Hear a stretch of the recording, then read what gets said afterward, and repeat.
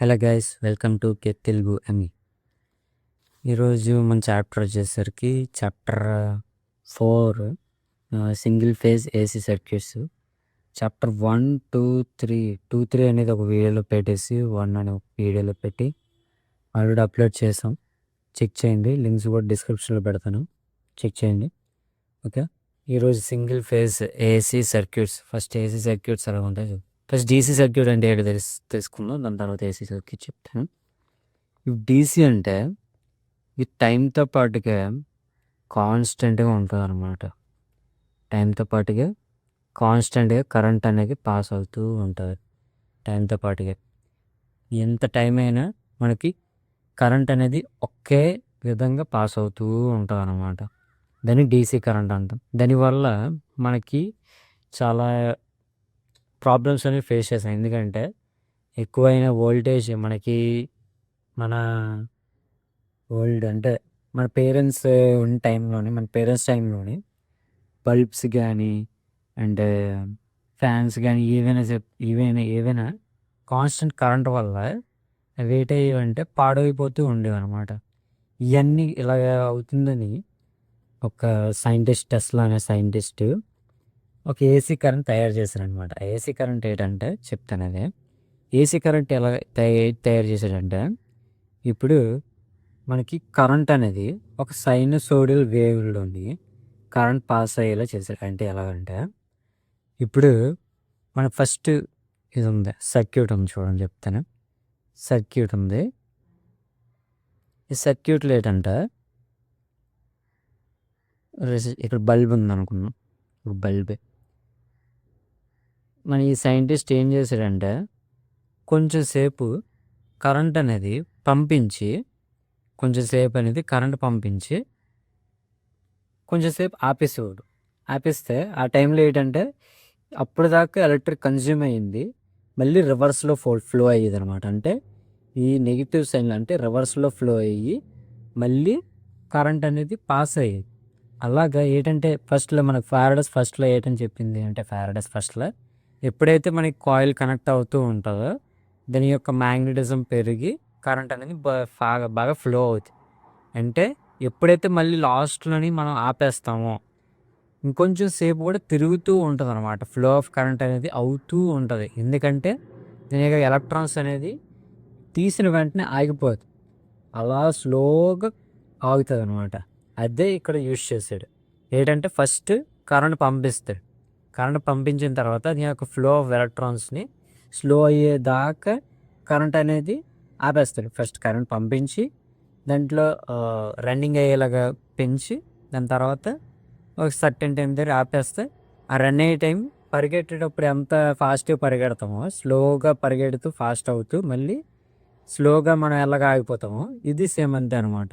స్లోగా మళ్ళీ రివర్స్లోనే పాస్ అవుతూ ఉంటాం అనమాట. అలాగే మనకి పాజిటివ్ సైడ్లోకి పంపిస్తాడు, నెగిటివ్ సైడ్లో రివర్స్లో మళ్ళీ కరెంట్ ఫ్లో అవుతుంది. మళ్ళీ పాజిటివ్ సైడ్లో పంపిస్తాడు, మళ్ళీ రివర్స్లో కరెంట్ అనేది ఫ్లో అవుతుంది. ఇలా సైనసోయిడల్ వేవ్లోని మనకి ఏసీ కరెంట్ అనేది పాస్ అవుతుంది అనమాట. ఇప్పుడు వచ్చే మన ఏసీ కరెంట్స్ అంటే ఇప్పుడు ఈ టైంలో వాడే అన్నిటివి AC circuits and AC current వాడుతుంది. So alternating current whose magnitude and direction changes periodically.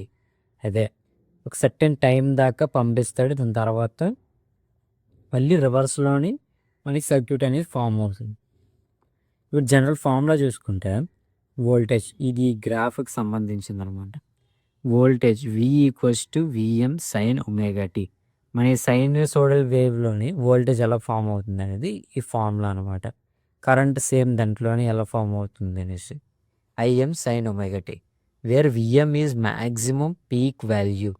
ఎప్పుడైతే మనకి కరెంట్ వాల్యూ అనేది ఆ మ్యాక్సిమం వెళ్ళి దాని తర్వాత స్లో డౌన్ అవుతుందో అదే Vm అనమాట, మ్యాక్సిమం వోల్టేజ్. దాని యొక్క న్యాచురల్ ఫ్రీక్వెన్సీ వచ్చేసి 2π ఫ్రీక్వెన్సీ అనమాట. ఇది ఫ్రీక్వెన్సీ హెచ్ఎస్లో డిలీట్ చేస్తాం. ఈ ఒమేగా అనేది న్యాచురల్ ఫ్రీక్వెన్సీ, దాన్ని రేడియన్స్లో క్యాల్కులేట్ చేస్తాం అనమాట. Okay, root mean square RMS value. It's value is the effective value of AC this value of AC produces some heating effect as DC.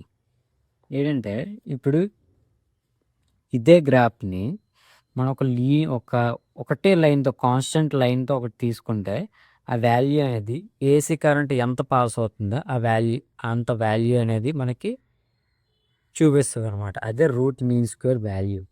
మనకి AC circuit అసలు మనకి AC circuit run అవ్వాలంటే ఏ ద్వారా ఎలా కనిపెట్టారని చెప్పేసి అనమాట. ఇది AC circuit through pure resistance only. మనకి 3 పార్ట్స్గా అంటే డిఫరెన్స్ చేసి ఆ 3 పార్ట్స్ని ఒకే దగ్గర పెట్టడం వల్ల మనకి ఏసీ సర్క్యూట్ అనేది పనిచేస్తుంది. ఆ ఏసీ సర్క్యూట్లో ఇది అనమాట ఒకటి.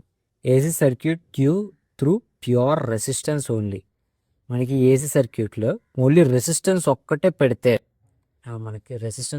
పెడితే ఏసీ సర్క్యూట్ ఎలా రన్ అవుతుందని చెప్పేసి voltage and current are in phase where phase angle π equals to 0. ఈ π ఈక్వల్స్ టు 0 అంటే మనకి ఈ వాల్యూ దగ్గర 0తో స్టార్ట్ అవుతుందని చెప్పేసి ఈ రెసిస్టెన్స్ అనేది ఈ సైనసోయిడల్ వేవ్లోని 0 దగ్గర స్టార్ట్ అవుతుంది. రెసిస్టెన్స్ ప్యూర్ రెసిస్టెన్స్ అనేది 0 దగ్గర స్టార్ట్ అవుతుంది. దాని యొక్క ఫార్ములా వచ్చేసి విఎం సైన్ ఒమేగా టీ. దాని యొక్క గ్రాఫ్ వచ్చేసరికి ఇలా ఉంటుంది అనమాట, VA sine omega tea.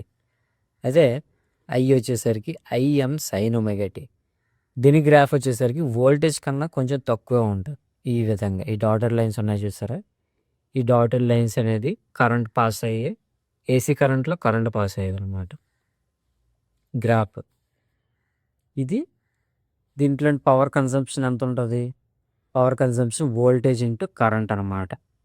Voltage into current power consumption మాత్రం అవుతుంది దీనికి. నెక్స్ట్ ఏంటి?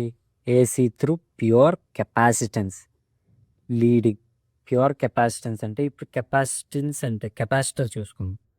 కెపాసిటర్ అంటే ఏదైనా ఎనర్జీ అనేది స్టోర్ చేసుకొని ఉంచడం అనేది కెపాసిటర్ అంటారు అనమాట. ఎనర్జీని స్టోర్ చేసి ఉంచడం. ఇదేంటి? ఎప్పుడైతే కరెంట్ పాస్ అవుతుందో ఫస్ట్ దీంట్లో ఆల్రెడీ కొన్ని ఛార్జెస్ ఉండొచ్చు. ఆ ఛార్జెస్ స్టోర్ చేస్తూ ఉంటూ దాని తర్వాత పంపిస్తూ ఉంటుంది అనమాట. దీంట్లో ఆల్రెడీ ఉన్నది మళ్ళీ ఎక్స్ట్రాగా పంపిస్తుంది. అందుకే ఇది లీడింగ్ అనమాట.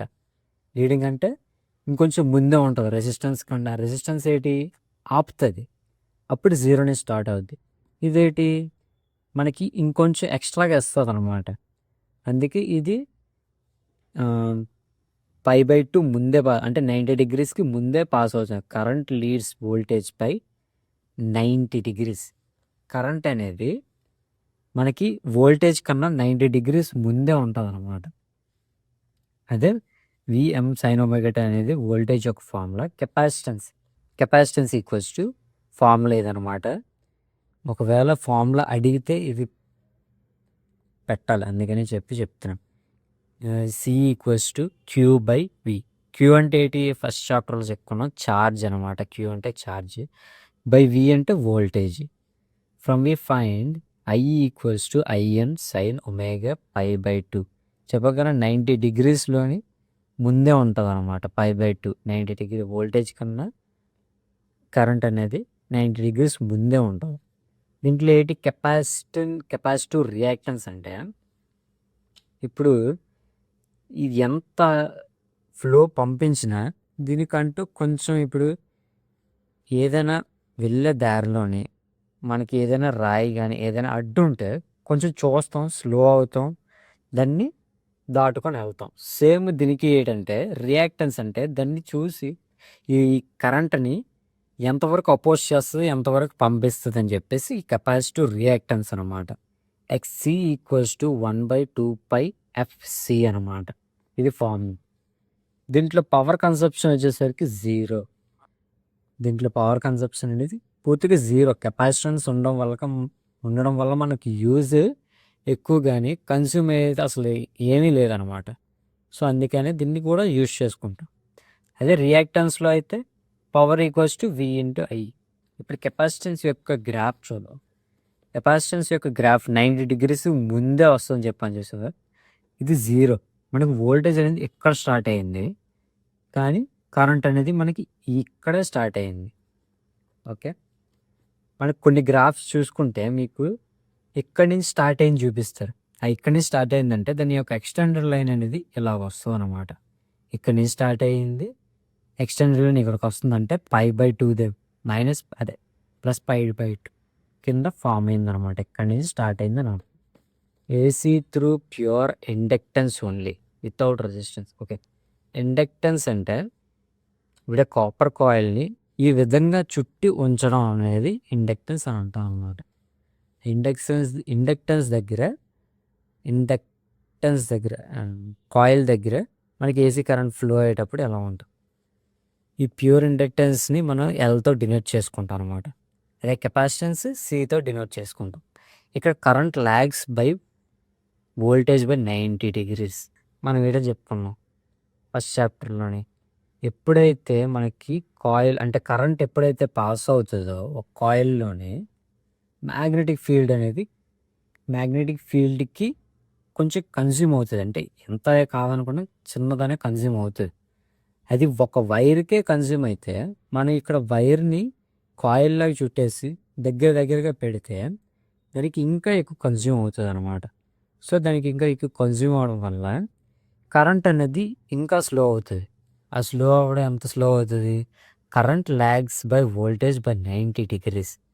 కరెంట్ అనేది లాగ్స్ వోల్టేజ్ బై 90 degrees అంటే ఇంత 90 degreesలోని వోల్టేజ్ వచ్చిన తర్వాత కరెంట్ అనేది పాస్ అవుతుంది అనమాట. దాని యొక్క ఫార్ములా ఏంటి, L=N∅/I, V=Vm sin ωt. By solving we find I current ఎంత వచ్చింది, Im sin ωt మైనస్ π/2. దీంట్లో ఫార్ములా ఏంటి, Im sin ωt మైనస్ π/2. దీంట్లో ఇండక్టివ్ రియాక్టెన్స్ వచ్చేసరికి XL = 2πfL. దీంట్లో కూడా పవర్ కన్సప్షన్ అనేది 0 అనమాట దీంట్లో కూడా. సో దీన్ని కూడా మనం వాడుకోవచ్చు. మనకి ఇక్కడ టూ థింగ్స్ మన క్వశ్చన్లో అడగచ్చు. ప్యూర్ కెపాసిటెన్స్ అనేది లీడింగా, లాగింగా, లేకపోతే రెసిస్టివా అని చెప్పేసి. మనకి ప్యూర్ కెపాసిటెన్స్ వచ్చేసరికి లీడింగ్, అదే ఇండక్టెన్స్ వచ్చేసరికి లాగింగ్ అనమాట. ఈ క్వశ్చన్స్ రావచ్చు, అందుకే చెప్తాం. ఇంపెండెన్స్ అంటే ఇప్పుడు మనకి రెసిస్టివ్ ఉంది, కెపాసిటెన్స్ ఉంది, ఇండక్టెన్స్ ఉంది. ఈ మూడిటిని ఒకే సర్క్యూట్లో పెడితే ఆ ఒకే సర్క్యూట్లో పెట్టడం వల్ల వచ్చే రెసిస్టెన్స్ అంటే టోటల్ రెసిస్టెన్స్ అనమాట. టోటల్ అపోజిషన్కి టోటల్ రెసిస్టెన్స్ని ఇంపెండెన్స్ అంటాం అనమాట.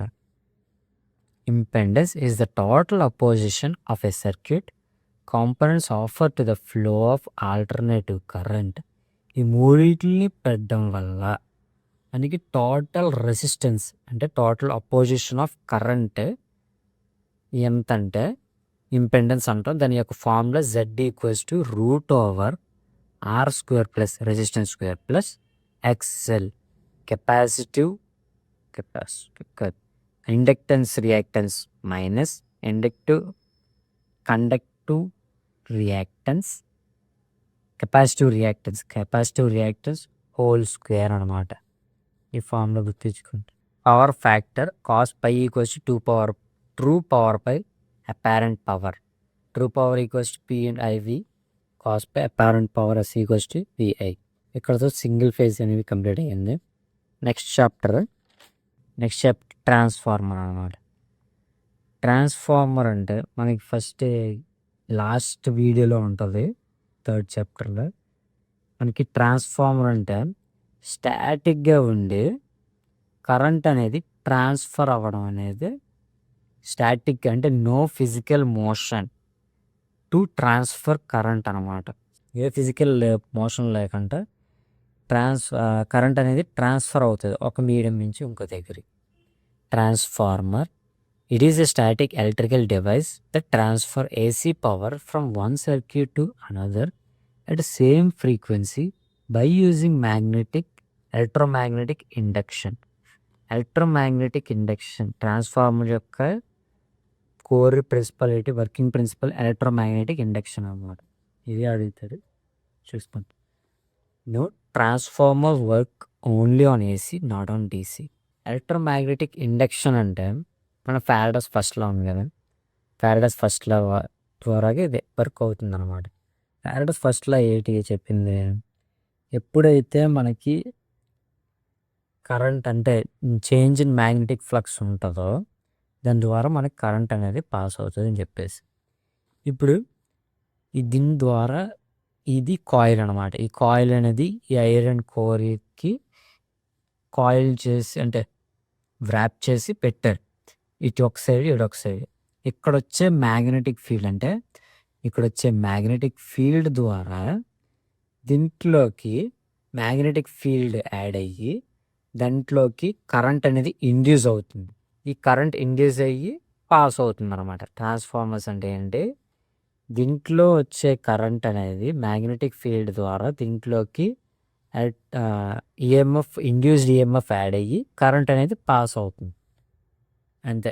ట్రాన్స్ఫార్మర్ అంటే ఇంతకు మించి పెద్ద ఏమి ఉండదు దీన్ని, వెరీ సింపుల్. దీంట్లోని ఎలక్ట్రోమాగ్నెట్ అంటే కరెంట్ పాస్ అవ్వడం వల్ల దీంట్లో మ్యాగ్నెటిజం లైన్స్ అనే మ్యాగ్నెటిక్ ఫీల్డ్ యాక్ట్ అయ్యి దీంట్లోని యొక్క ఈఎంఎఫ్ని యాక్టివేట్ చేస్తుంది. ఆ ఈఎంఎఫ్ ఏంటి, కరెంట్ని ప్రొడ్యూస్ చేస్తుంది అనమాట.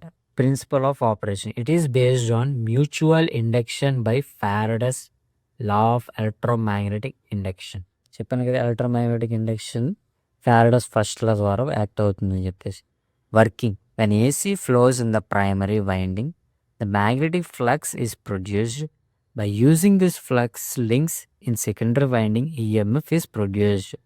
చెప్పింది ఫస్ట్. ఇంట్లో ఈఎంఎఫ్ ఈక్వేషన్ మనకి ఏంటంటే ఈఎంఎఫ్ ఈక్వేషన్ ఆఫ్ ట్రాన్స్ఫార్మర్. ఎక్కువ అడగకపోవచ్చు, బట్ తెలుసుకోవడం అనేది బెస్ట్ అనమాట. ఈఎంఎఫ్ అంటే ఈఎంఎఫ్ అనమాట. 4 = 4.44 frequency number of turns into πm magnetic flux. Maximum flux πm అంటే maximum flux, maximum magnetic flux. RMS induced EMF. ఇది అడగకపోవచ్చు కానీ ఇది అడిగే ఛాన్సెస్ ఉందన్నమాట. E1/E2 = N1/N2. అంట చెప్పాం కదా, induced EMF of first winding దగ్గర ఎంత అయితే ఫస్ట్ వైండింగ్ దగ్గర ఈఎంఎఫ్, సెకండ్ వైండింగ్ దగ్గర ఈఎంఎఫ్ రేషియో చేసి = నెంబర్ ఆఫ్ టర్న్స్ అంటే 1 2 3 4 ఈ టర్న్స్ బై ఈ turns number of second turns అనమాట. ఈక్వల్ చేస్తే దాన్ని ఈఎంఎఫ్ రేషియో అంటాం. EMF ratio, voltage ratio = turns ratio కూడా అవుతుంది. అంటే V1/V2 = E1/N1/N2. Next step up and step down transformers. Step up and step down transformers అంటే ఇంకా చూడండి, step up N2 is greater than N1 అంటే ఈ నెంబర్ ఆఫ్ టర్న్స్ అనేది step అప్కి ఇది నెంబర్ ఆఫ్ టర్న్స్ N1 అనుకుంటే, ఇది N2 అనుకుంటే, ఈ N2 ఇక్కడ N2 నెంబర్ ఆఫ్ టర్న్స్ అనేది ఈ ప్లేస్లో ఎక్కువ ఉంటాయి. అంటే కరెంట్ అనేది ఎక్కువ పాస్ చేయడానికి, అంటే ఇక్కడ తక్కువ వోల్టేజ్ నుంచి మనకి ఎక్కువ వోల్టేజ్ కరెంట్ అనేది పాస్ అవ్వడానికి అనమాట. ఇది స్టెప్ అప్ ట్రాన్స్ఫార్మర్. దాంట్లో వోల్టేజ్ అనేది ఇక్కడ ఎక్కువ ఉంటుంది V2 దగ్గర, అంటే N2 is directly proportional to V2. దీంట్లో స్టెప్ అప్ అంటే ఇక్కడ N1 అనేది తక్కువ ఉంటుంది, N2 అనేది ఎక్కువ ఉంటుంది.